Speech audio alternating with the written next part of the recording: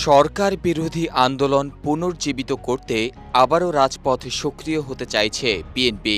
দ্বাদশ জাতীয় সংসদ নির্বাচনের ৪ মাস পর হঠাৎ এ অঞ্চলে ভূরাজনৈতিক পরিস্থিতি পরিবর্তনের বিশেষ ইঙ্গিত থেকে দলটির নীতি নির্ধারক মহল এমন সিদ্ধান্ত নিয়েছে।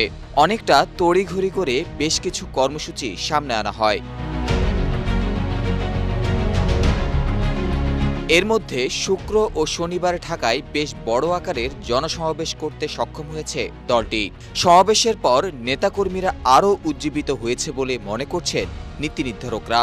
সামনে কী ধরনের কর্মসূচি নেওয়া যায় তা ঠিক করতে সিনিয়র নেতাদের সঙ্গে ভার্চুয়ালি হাইকমান্ড থেকে সভা অব্যাহত আছে। দলটির ভ্যানগার্ড খ্যাত সহযোগী সংগঠন ছাত্রদলও সারা দেশে জেলায় জেলায় কর্মীসভা শুরু করেছে।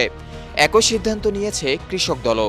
একই সঙ্গে যুগপৎ আন্দোলনে থাকা সমমনা রাজনৈতিক দলগুলোর সঙ্গে দূরত্ব কমানোর পাশাপাশি তাদের মাঠের আন্দোলনেও সক্রিয় ভূমিকায় দেখতে চায় বিএনপি। সেজন্য দীর্ঘ ৪ মাস পর সমমনাদের সঙ্গেও ধারাবাহিক বৈঠক শুরু করেছে। দ্বাদশ জাতীয় সংসদ নির্বাচনের পর অনেকটাই স্থবির সরকার বিরোধী আন্দোলন। বিএনপি নিজস্ব কর্মসূচি পালন করছে, মিত্রদলগুলোও নিজেদের মতো করে মাঝে মধ্যে পৃথক কর্মসূচি পালন করছে।